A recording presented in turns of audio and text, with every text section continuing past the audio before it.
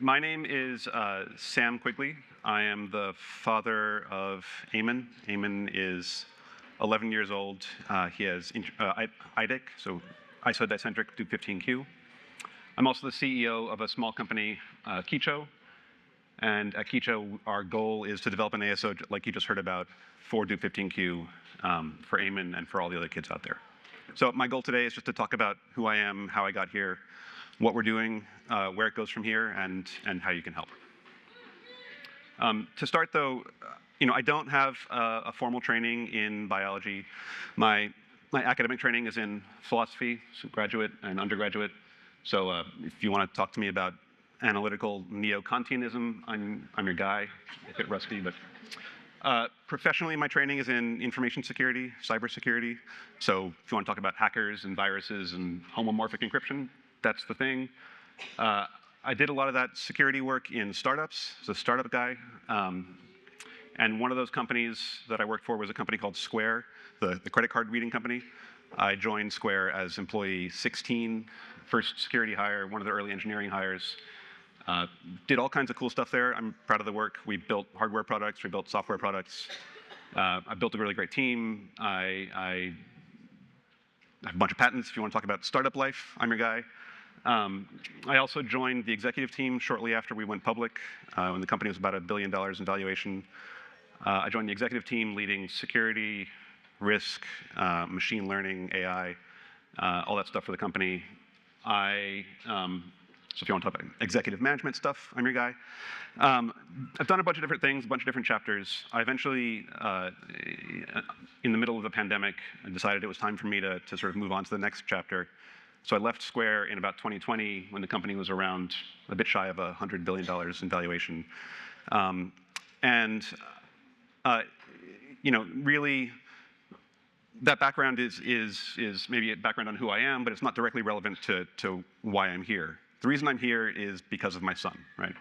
My son, Aean, was born in 2014, so he's now 11. He was our first kid.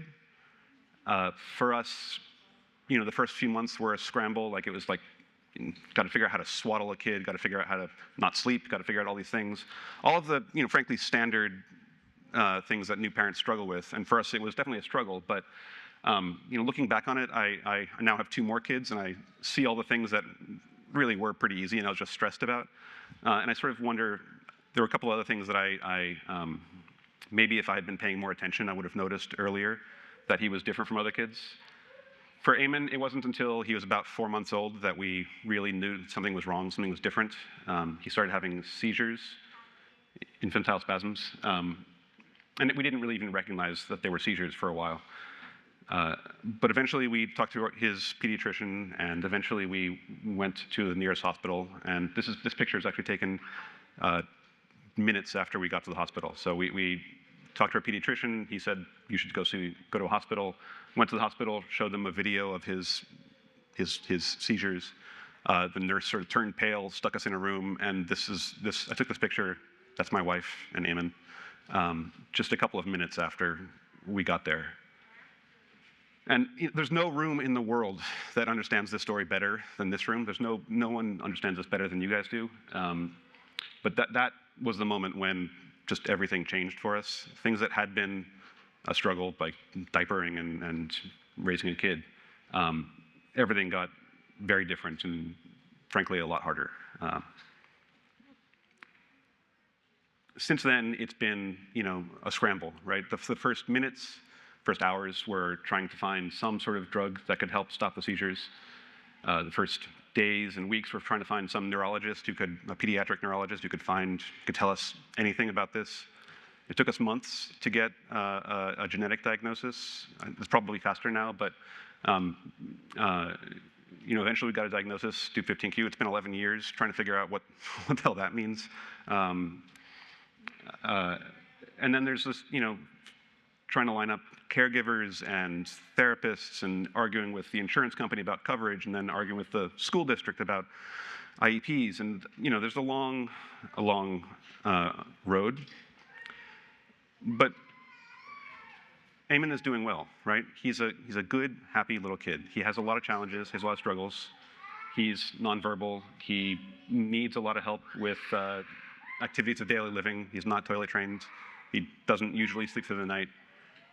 But he works hard. He's happy. He's healthy. At this point, he has a bunch of people around him who love him, who support him. He's got 2 little sisters. He's got grandparents. He's got me and my wife. He's doing well. And it was around 2018, 2019 that things sort of stabilized, and I felt like I was no longer scrambling to find the next therapist. I started asking what more can be done about Dup15q? What more can be done beyond just IEPs and therapists?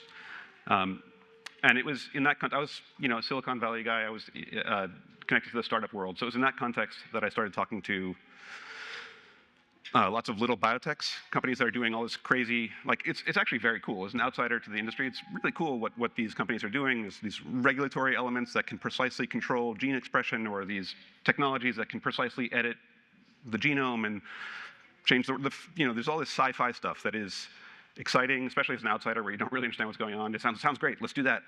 The thing I didn't understand then is that that stuff is 10 or 15 years away, right? Like, the future is bright, the sci-fi is coming, but it's not here yet, and it's not going to be here in time to help Aean.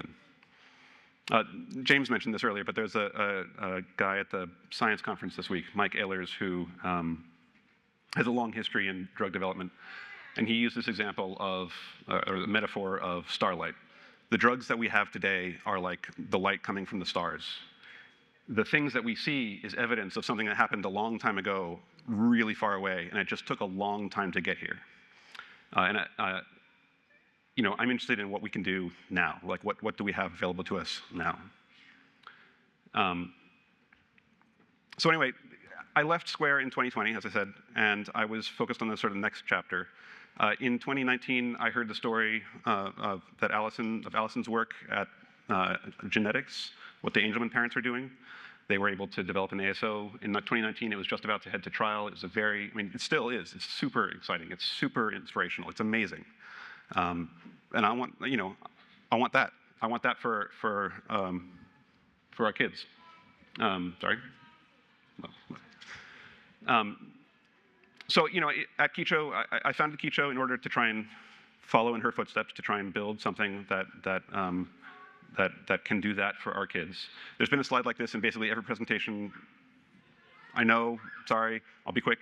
But just to make sure we're on the same page, Dup15q is a duplication of a particular region of the 15q chromosome. Sorry, this is going faster than I realized. Hello, stop. There, okay. Particular region of the 15q chromosome. There's a bunch of genes in there that are duplicated. Our kids have too much of that. That's the problem.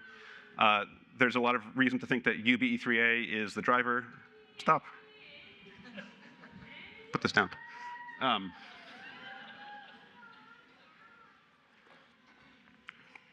So I've been to the science conference now every year for a bunch of years. The consensus around this really is crystallizing.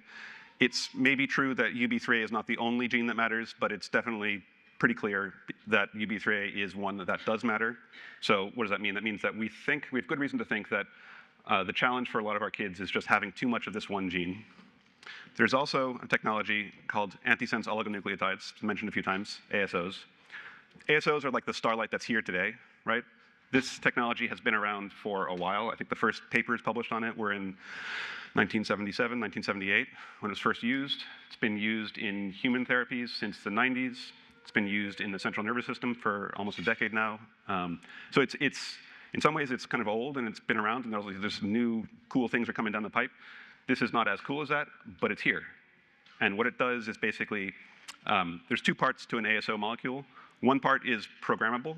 You get to pick what sequence of genetic letters you want to put there, A, C, T, G, whatever. You put whatever program you want. And the ASO will go into the cell and go find that sequence and just grab onto it, bind to it. The other half of the ASO recruits what's called RNase H, a molecule that's basically molecular scissors. So one half goes and grabs onto whatever you program. The other half goes and grabs some scissors and snips the RNA. The way it works is you can basically target any particular bit of RNA and then target it for being degraded. So if our kids have too much UB3A, and there's this technique that exists today that we have that can go lower the amount of any gene Let's put those two things together. That's the idea. That's what we're trying to do. And it's not me doing, I don't have like a bunch of rats in my basement where I'm like furiously injecting things. Like, I'm in New York City, there are a lot of rats, but that's not what's going on. The Kicho program is supported by a bunch of academic advisors, so folks that have been at the science conference, some of whom may be in this room today, who have spent their careers, or big chunks of their careers, working on Dup15q and related syndromes. But a lot of the actual science is happening at a company called Charles River. Charles River Labs is a gigantic company, global, tens or hundreds of thousands of employees worldwide. And in particular, they have a group called the Early Discovery Group in the Netherlands, in Leiden, and that's where a lot of the actual work has been happening. And they have a bunch of experience building, they've built other ASO programs, they've done a bunch of other things. And so our goal is just to take the existing technology and apply it to this particular case, apply it to our kids. And so what does that look like? Well,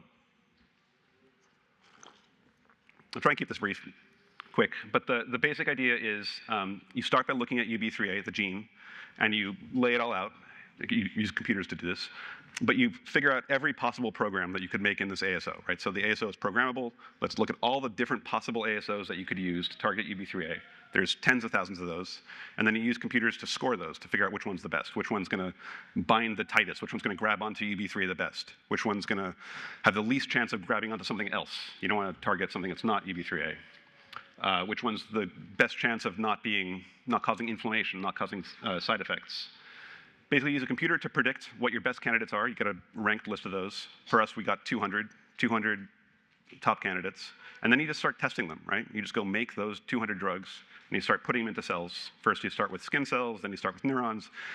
It's a big funnel, and at each stage, you do an experiment. You figure out which ones didn't work, you throw those away, narrow the funnel, do the next experiment, narrow the funnel, do the next experiment, next experiment. It's a couple of years of work for us. Expensive, time-consuming, but I think extremely important. And at the end of that funnel, you end up with, for us, it was 24 drugs that we began testing in animals. And animal testing, again, is the same thing, right? There's two things you care about. One is safety, and one is efficacy. Safety is basically, you take the drug, you put it in an animal, and you see what happens. You see if that animal gets sick. Some of these drugs turn out to be toxic, despite your big funnel, they turn out to be toxic, and so you don't move those forward. But the other drugs where you can sort of, you start in mice, you see what happens in mice, then you move on to larger animals like rodents, rats, and you can check their brains, you can check their livers, you can check their bodies to see how they tolerate the drug. And there's, ASOs have been used for a while now, so there's a pretty clear set of tests, checklists that you can do in animals to make sure that you have a safe candidate. In efficacy, the question is basically, does this drug do what we think it does? And this is the technical graph. I'm very proud of it. It's work that we presented last year at the science conference. Basically, the team at UNC has developed a mouse model. If you've been in the Dup15q community for a while, you've heard about mouse models for years now. One of those mice is at UNC, and it overexpresses UB3A. So it has too many copies of UB3A, just like our kids do. Those mice have certain behaviors that make them different from other mice. And in particular, there's one behavior called SUDEP. I don't know, for me at least, there's a lot of challenges to having a Dup15q kid. Daily challenges, there's lots of things going on.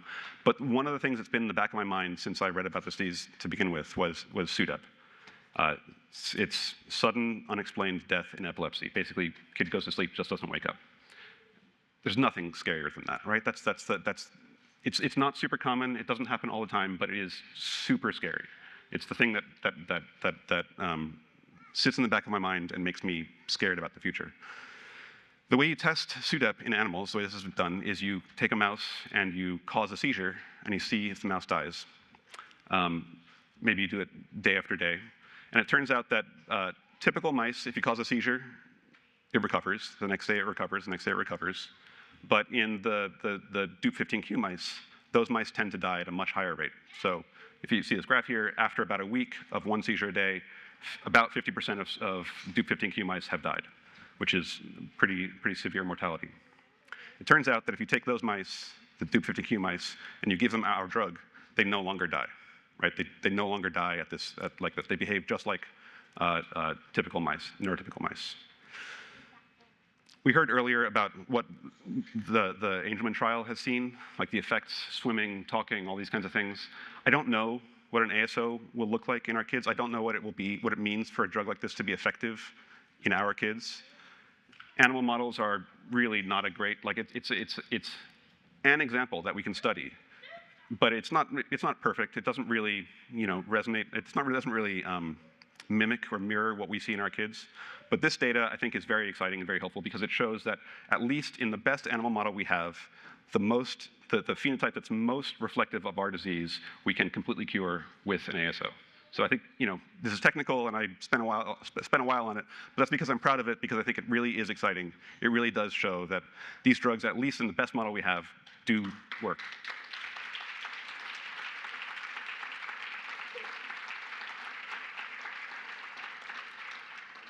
Anyway, what does that mean?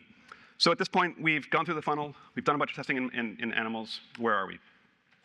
We have a lead candidate that we like. It has very good safety properties, has good efficacy properties. We have a set of backup candidates in case something goes wrong with the first one. The next major milestone, the next big thing we have to do is talk to the FDA about, it's called GLP trials. These are safety studies that are designed to pass FDA's rules, and they're, you got to get the font right, and you got to get the table exactly right, and it costs millions of dollars to do this. Like, it's a bunch of work, right? And so while I want to get that work started as quickly as I can, right now we're in a phase called optimization. We want to make sure that as we go into that next phase, we have the very best candidate we possibly can.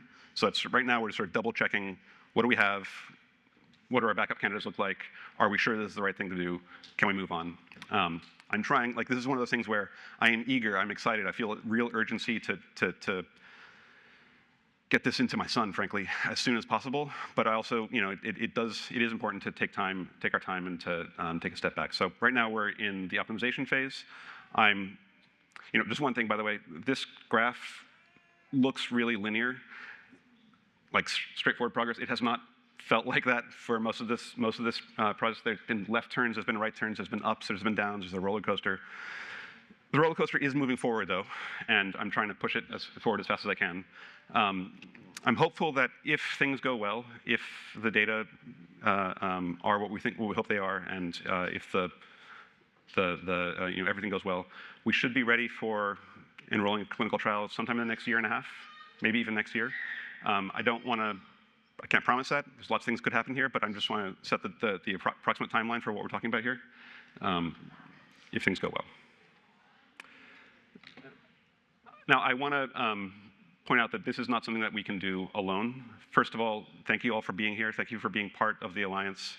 The Alliance is investing in Kicho, so the Alliance is a part owner of this project. That's important to me on a bunch of levels. Certainly at an emotional level, I appreciate the support. I also very much appreciate the financial contribution. It helps pay for a lot of rats, and rats are expensive. So I thank you for that. I think all of us being here, being part of this community, talking to one another is important, not just in those ways, but also if there is a trial, this is how we're going to find out and get the word out. If there, as we get things going, this is the community that's going to make that happen. So thank you for being part of it, and please continue to support the Alliance. Yeah.